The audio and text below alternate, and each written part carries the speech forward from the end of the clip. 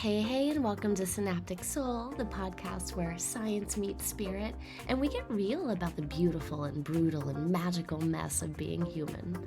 I'm your host, Ava Marie Anderson, writer, mystic, multidimensional mischief maker. Quick disclaimer, you may hear the occasional snort, sigh, dramatic flop from my two French bulldogs, Rocky and Rambo. They're the soundtracks of my life, my soul companions, and honestly, the real stars of the show. Someday we'll dedicate a full episode to their role in my daily rituals, emotional healing, and wild spiritual life. But for now, just know that they're always close by, snoring their support.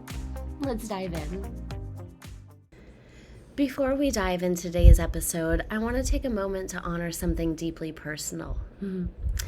I just lost a dear friend, a soul sister really, who passed a week ago after a 5-year battle with cancer. And she was the kind of friend that you don't often find in this world. The kind that gets your weirdness and holds your grief and laughs until you both snort and somehow always seems to know when to text just the right meme. And good girlfriends, they are a treasure. They are sacred. They're the ones who become your chosen family when life hands you the kind of family that maybe didn't quite know how to love you the way you needed. And she was that kind of chosen. And the day that she passed, I stepped outside and I looked up into the sky, and 2 hawks were circling above my head. Just gliding in slow, wide loops like they had all the time in the world. And hawks have always been a messenger to me. They're between the worlds, eyes that can see what we can't. And I looked up with tears in my eyes and I whispered, "Oh, you see everything now, huh? You get it.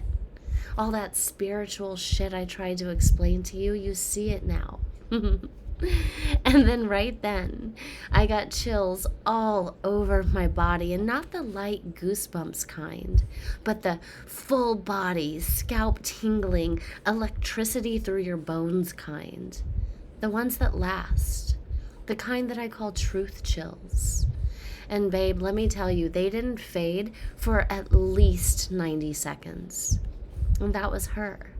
And I know that it was her. So I want to dedicate this episode to her and to all of us who've lost somebody that we love, and to the idea that death isn't the end, but maybe just the part where the light shifts and the soul expands, and maybe, just maybe, 2 hawks circle overhead to let us know that they made it.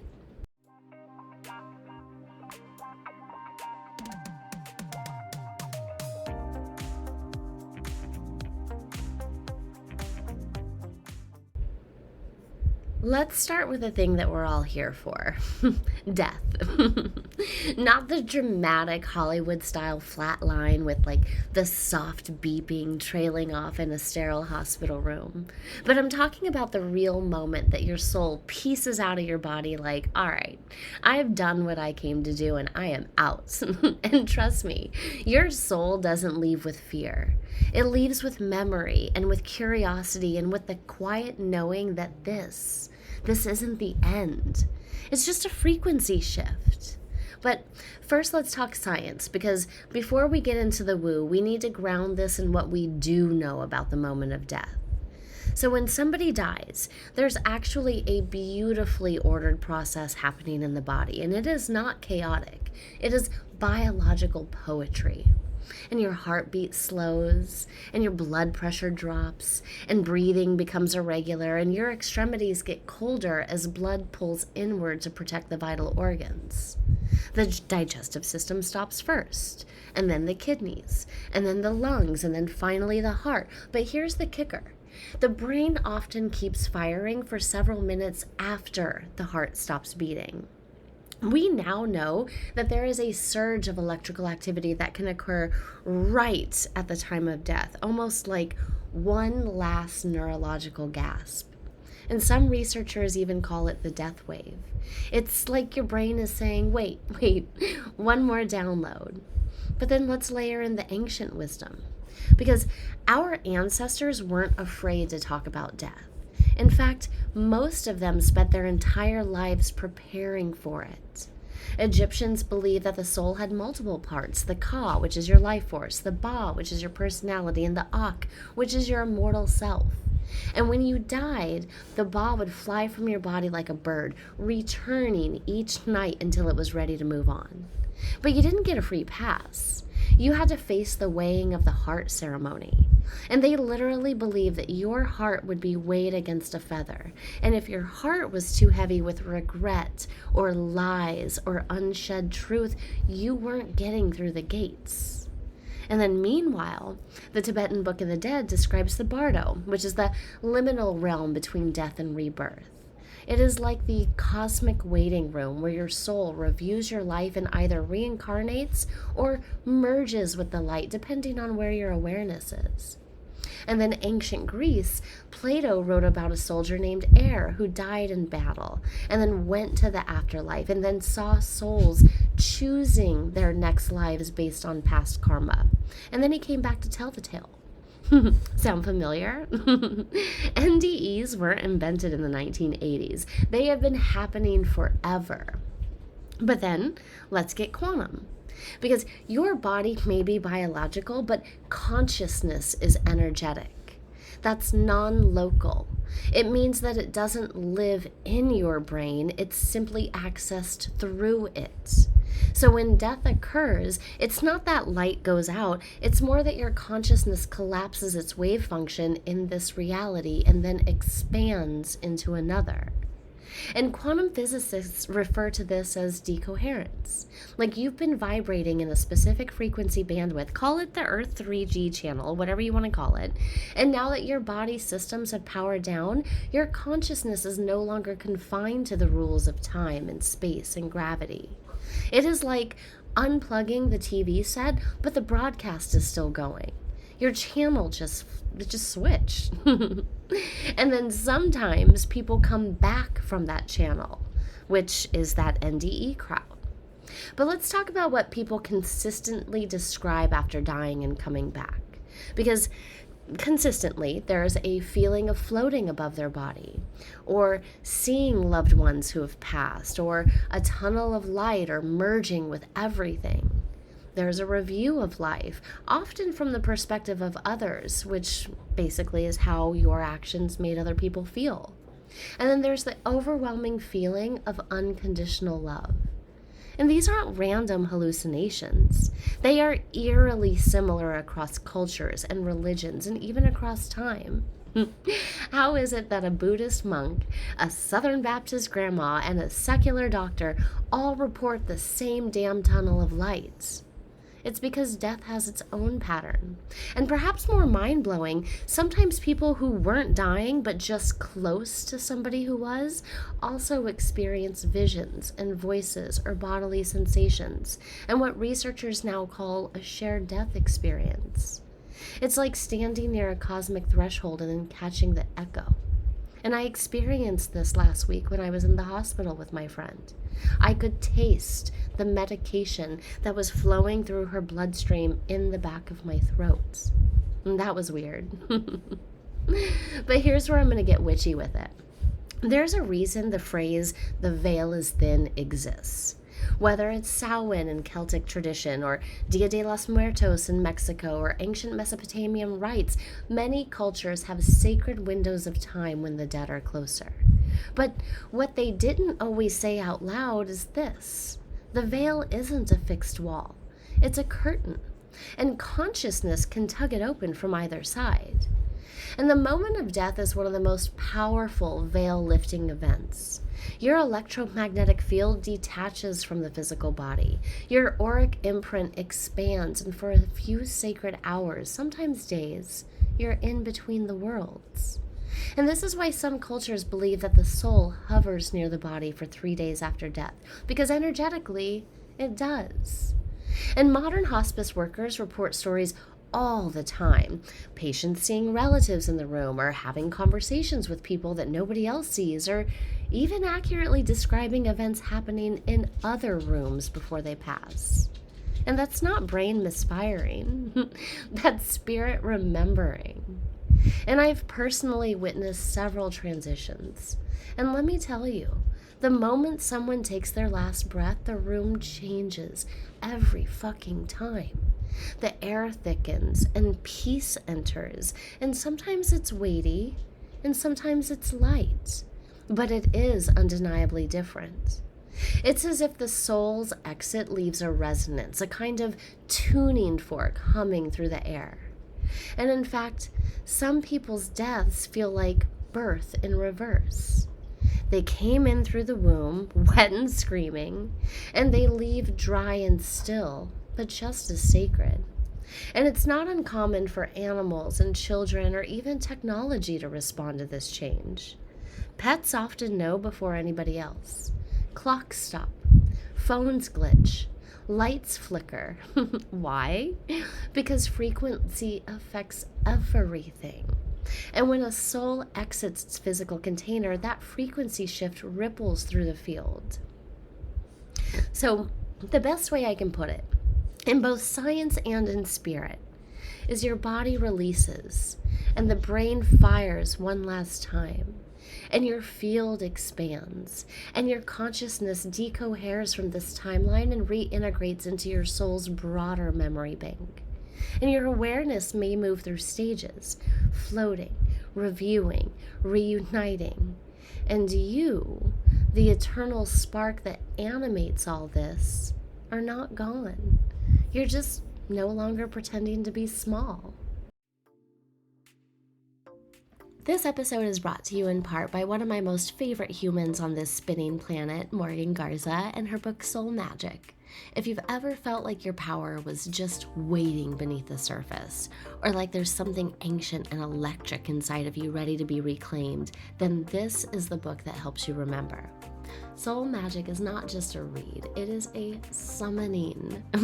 It's filled with rituals and stories and the kind of grounded spiritual wisdom that doesn't talk at you, it talks with you. Morgan writes like a soul sister, a cosmic cheerleader, and a priestess all rolled into one. And it's a must-have for anyone on the path of awakening, reclaiming. So grab your copy at morgangarza.com or wherever books are sold, or bless someone else's journey and gift it, because real magic's meant to be shared. That's Soul Magic by Morgan Garza. You'll feel it in your bones. All right. So you just died. Body's down, breath is done, but you're still here. Thinking, observing, feeling, just unbound. No more bones, no more blood, no more back pain.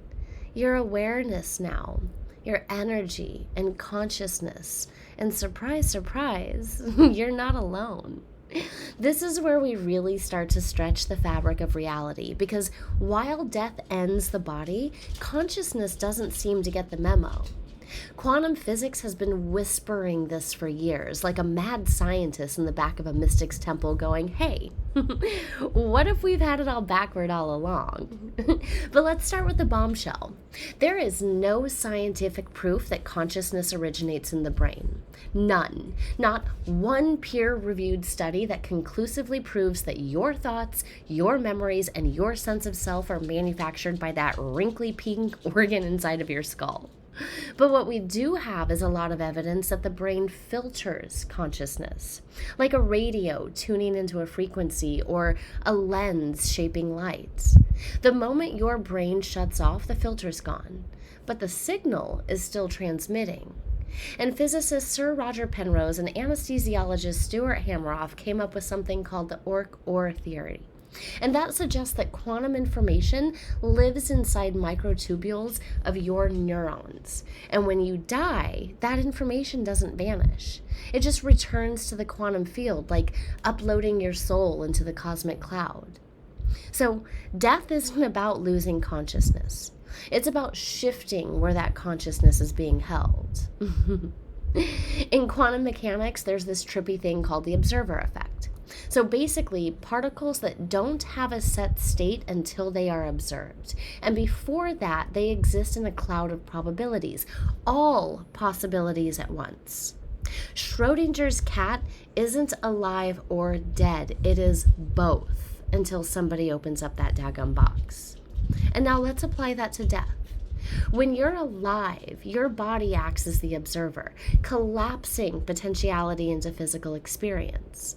But when you die, your identity collapses, and your awareness returns to that cloud of infinite states. You are now Schrodinger's cat, my love. Only inside of a box, it's the multiverse. And instead of one outcome, you literally get all of them. So cue the many worlds interpretation. It is a real, legit theory in quantum physics that says every time a decision is made, the universe splits. There's a you that turned left, a you that said no, a you that didn't ghost your therapist. There are infinite yous and infinite lives, which means there's also a version of you that didn't die, at least not in the same way or at the same time. Some theorists suggest that when we die in one timeline, our consciousness may slide into a parallel one where we survive, or we wake up, or we continue in some slightly altered reality. And this theory doesn't say death is a lie. It says it's a transition, or a branching, or a shift in trajectory, just not the end of the line. And think of it like changing lanes on a cosmic highway. You still exist, just not where they buried the body. And then let's talk about your receipts, because the universe keeps them. Mystics have long said that everything you have ever done, thought, or felt is recorded in the Akashic Records. It is a metaphysical library of all soul experiences. And if it sounds too woo, okay, enter Ervin Laszlo, who is a systems theorist who reframed the Akashic Records as the Akashic Field, which is a quantum field in which all information is stored and accessible. In this view, your soul is a holographic imprint of light and frequency. And when your body dies, your data doesn't. It just uploads. It syncs. It joins the infinite cloud of soul memory in the 0-point field, which is the stillness beneath all motion and the source of all creation. And this might explain how mediums read information from those who've passed, or how children remember past lives with disturbing accuracy, or how you dream about ancestors you've never met and then you wake up sobbing with recognition. Because your soul doesn't just leave. It expands, it integrates, it re-encodes. So let's reframe death with a little sass and a lot of science. Imagine you're a radio turned to Earth 3D FM, and when you die, your dial shifts, and now you're on Soulstream 9.9. It's the same you, just a new station. And only those who know how to tune in, so psychics and mediums or grandmas who smell roses in empty rooms, they can still hear you. And the idea isn't new. Ancient Egyptians had it. Sufi mystics whispered it. Indigenous shamans live by it. And now quantum physicists are beginning to confirm it. Our bodies are mass.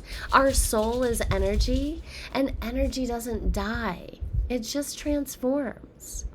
And now here's the part that really messes with your sense of finality. So quantum entanglement is when two particles become linked, and whatever happens to one instantly affects the other, no matter how far apart they are. Einstein called it spooky action at a distance, and it pissed him off because it broke all of his rules. But your soul, it lives for spooky.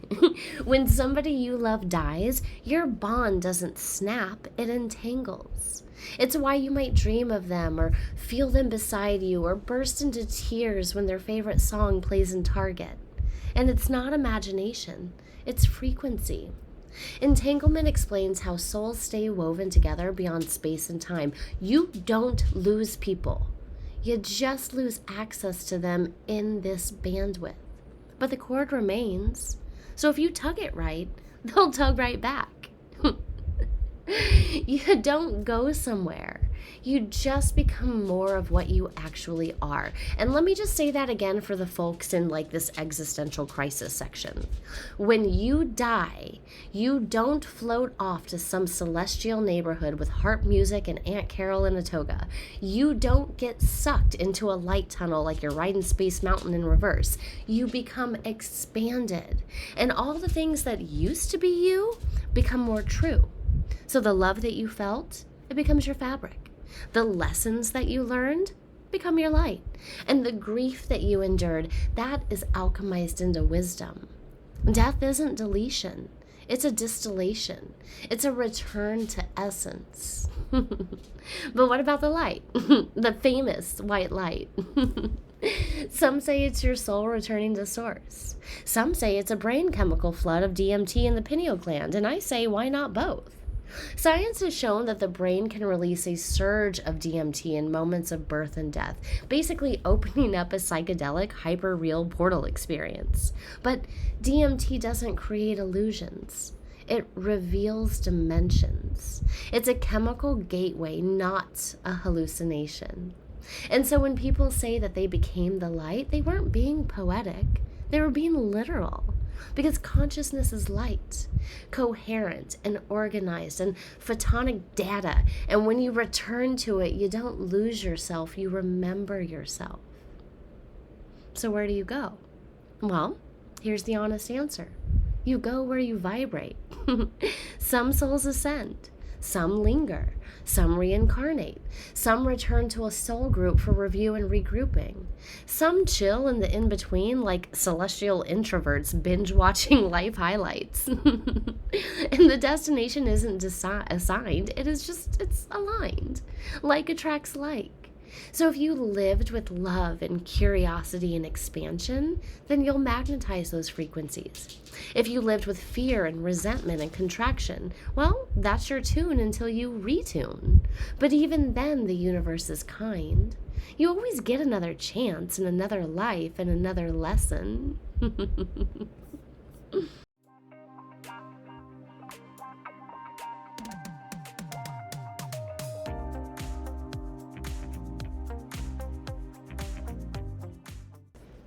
Reincarnation. Just the word alone conjures up images of like barefoot monks and flower garlands, or a kid in Indiana who remembers getting shot down over Iwo Jima in 1945. But here's the thing. Reincarnation isn't just a belief system for far-off lands or yogis in caves. It's a cross-cultural phenomenon backed by thousands of eerily specific cases, and it might just be one of the oldest operating systems in the universe. So let's start with what it actually is and what it isn't. At its core, reincarnation is the idea that your soul, your true essence, the energetic you that does not die, returns again and again in different bodies and in different cultures and in different time periods in order to grow and evolve and remember what it forgot the last time it got distracted by being like hot and having anxiety.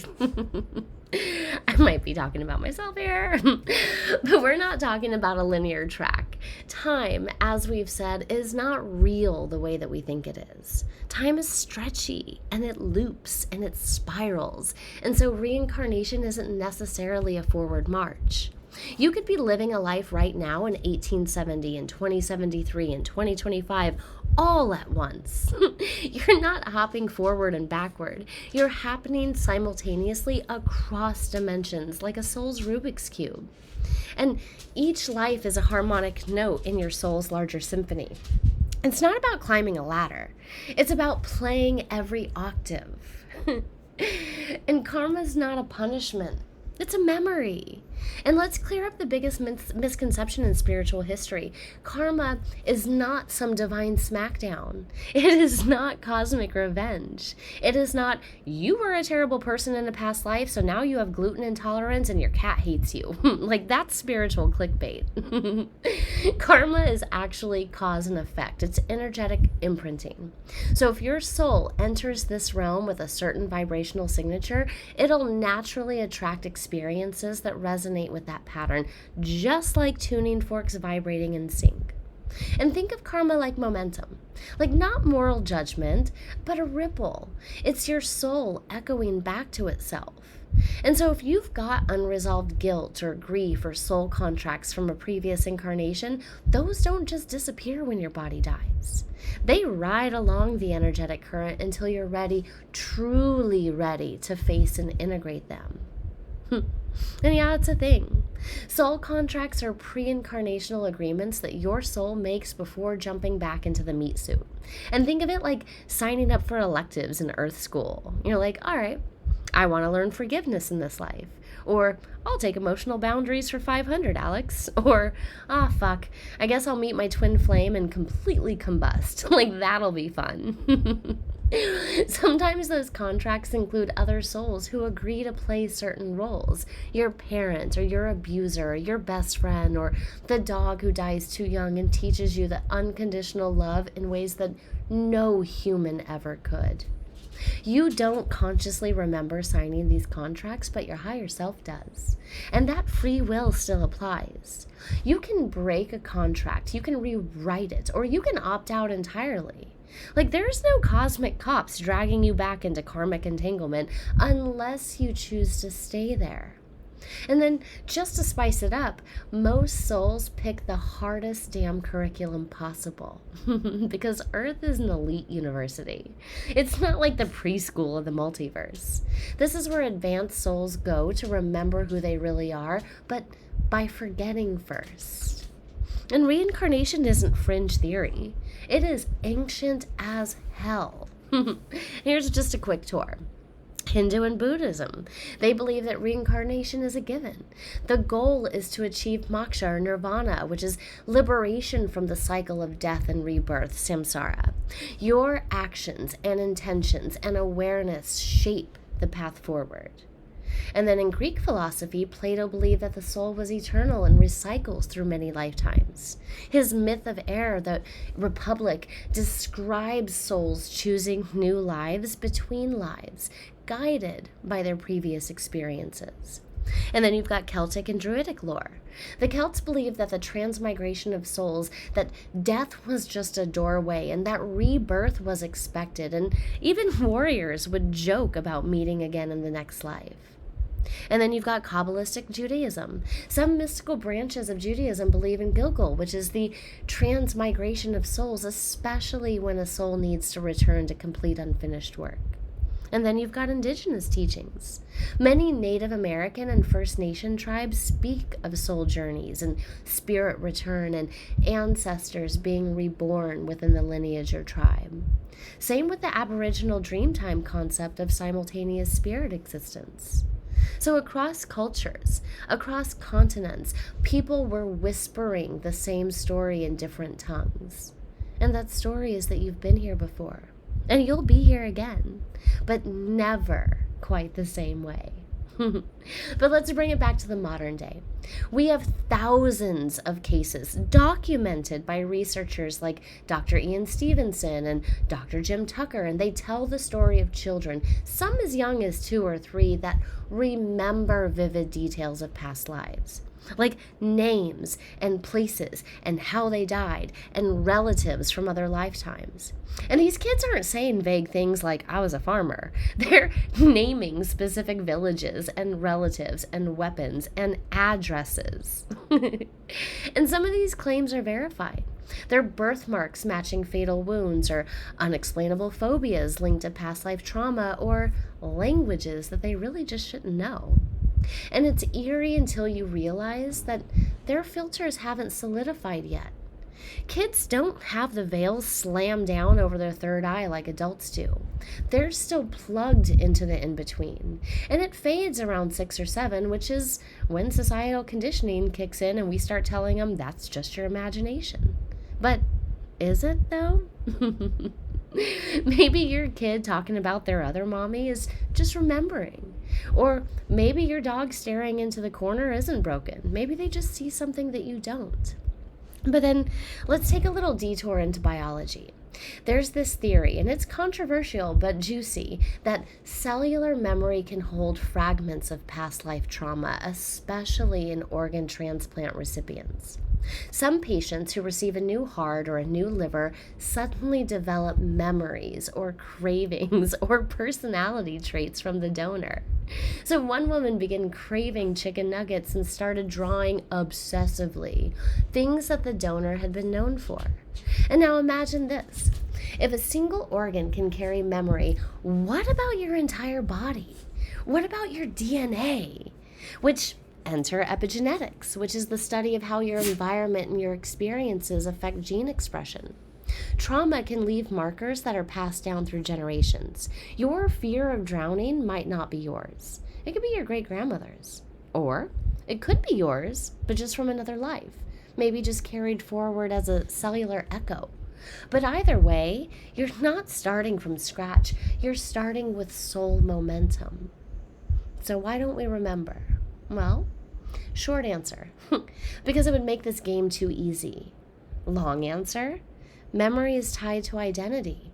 If you remembered all of your lives, all of the time, you would be walking around with 1,000 lifetimes of grief and love and awkward teenage phases, all fighting for the mic. And you'd be paralyzed by too much knowing. And you came here to experience life as you, fully. And that means forgetting just enough to believe in the illusion of separation. But every so often, maybe through your dreams or deja vu or soul connections or just sudden moments of knowing, you remember.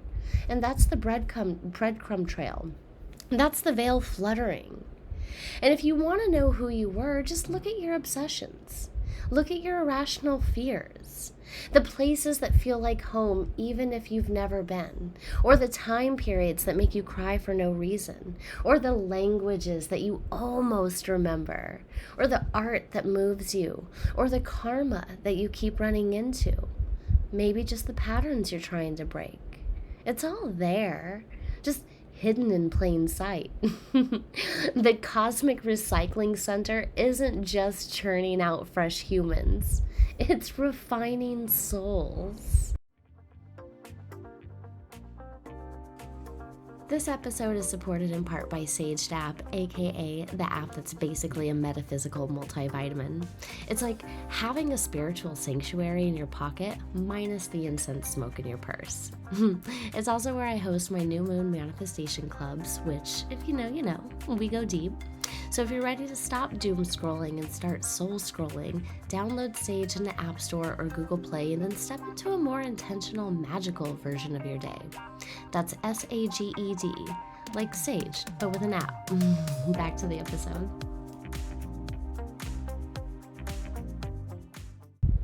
Here's the truth nobody really wants to admit. The dead don't go quietly. Like, sure, the body may be cold and the obituary is printed and the casserole's been delivered, but the spirit, oh, honey, that spirit is out here trying to get your attention with all the subtlety of a ghost on Red Bull. And they don't stop loving you. They don't disappear. They don't vanish into some sterile white light and then forget all about the messiness of Earth. They just switch frequencies. And if you know how to listen, they're always talking. Always. But first things first, signs from spirit aren't coincidence. They're communication. Like, think of it as a cosmic Morse code. It's sent through vibration and symbolism and sometimes the most bizarre timing that you can imagine. And the language they use is deeply personal. Spirit doesn't speak English or French or Latin. Spirit speaks resonance and meaning and emotion. So while one person might see a feather and think, dusty pillow, another person sees it and bursts into tears because that's what fell on their shoulder the moment that their mother passed. It's not about the object. It's about the feeling and the knowing. Spirit speaks in synchronicity. That's their love language. But let's break down some of the most common signs, because chances are you've already received them. You just didn't know how to read the daggum postcard. So, spirit loves to hitch a ride on the winged ones. Butterflies symbolize transformation and soul energy. Hummingbirds remind us to be present. Hawks often signal a higher perspective or a spiritual protector. And bees, well, if you've been around here long enough, you know bees are sacred messengers too. And sometimes they land on your shoulder, and sometimes they show up in pairs, and sometimes they appear out of season or just hover a little too long, and that's not zoology, it's spirit. And maybe you're driving, or you're sobbing, or you're having a full-blown existential meltdown, and then their song comes on. It's The one that you danced to, or the one that you played at their funeral, or the one that you haven't heard in years.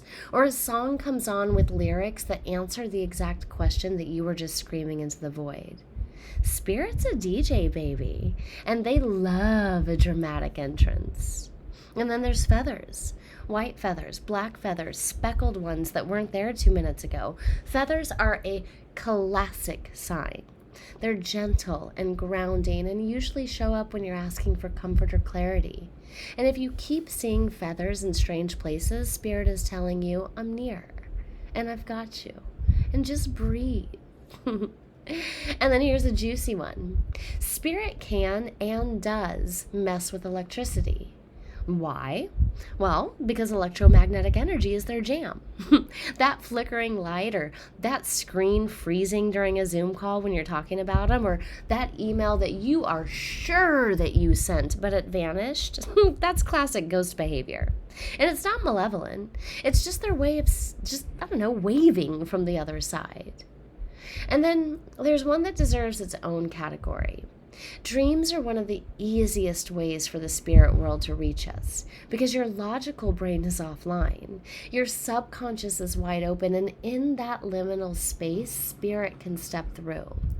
But here's how you know it's a true visitation and not just a grief dream. It's vivid, like high def, and the person appears healthy and glowing and even younger. And they speak without speaking. You just know what they mean. And then you wake up at peace, sometimes with tears, but never with fear. These aren't just dreams. They're soul visits. And when you've had one, you never forget it. And now let's talk about repeating numbers, aka angel numbers or divine nudges, whatever you want to call them. 111, 222, 333, 444. Spirit loves to use numbers to poke you when you're headed in the right direction, or making a hard decision, or you just need confirmation that you're not alone. Think of it as like Spirit's version of like notifications. You're not imagining it. You're not making it up.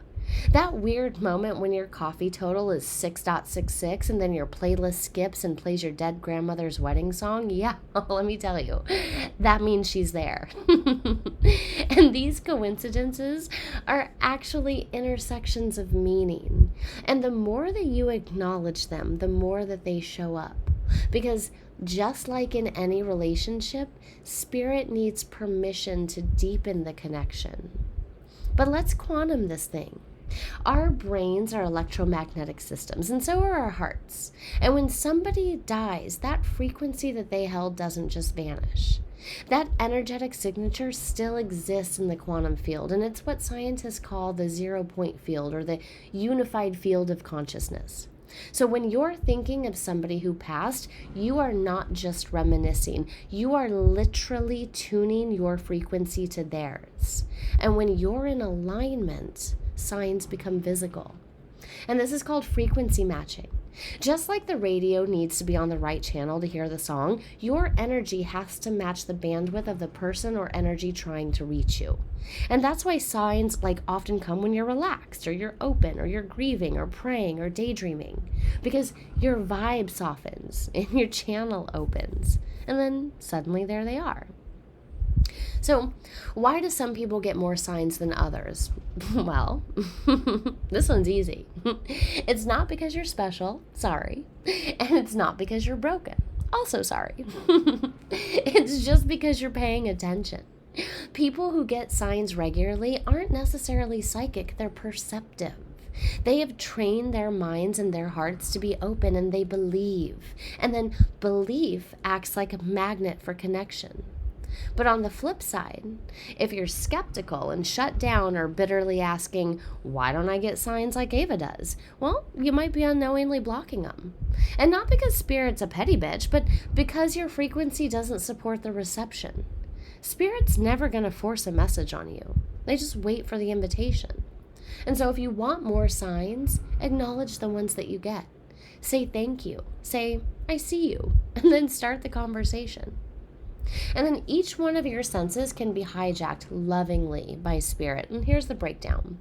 So with sight, sometimes you see flashes of light, or seeing a shadow out the corner of your eye, or a bird that sits way too still.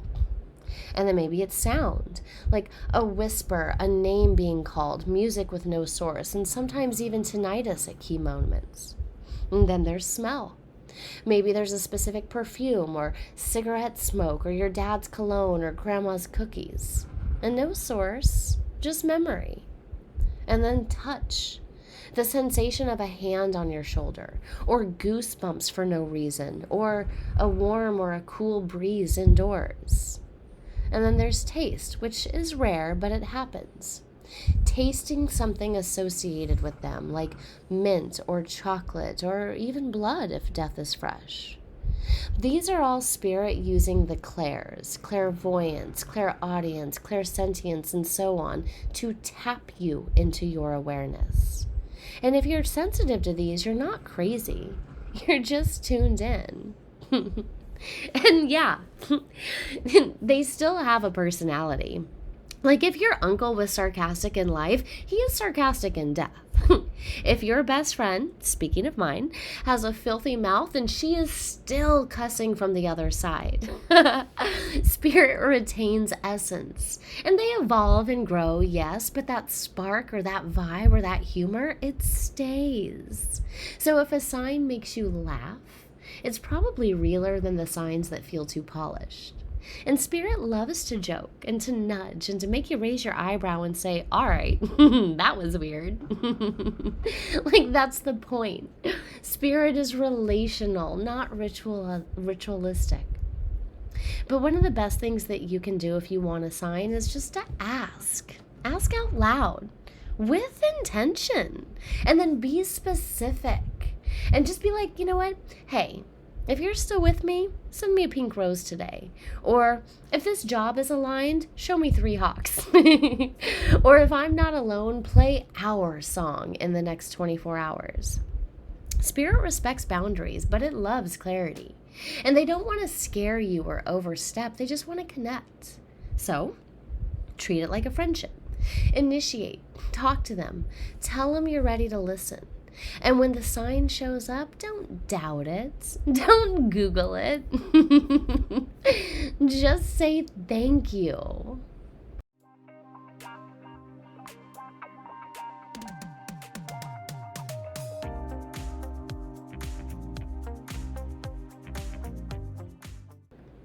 So here we are, 5 lifetimes, 4 dimensions, and a few feather signs later. We have talked about what happens when the body dies, and where the soul might go, and how reincarnation plays into your karmic playlist, and all those weird and wonderful ways that your dead loved ones text you from the beyond.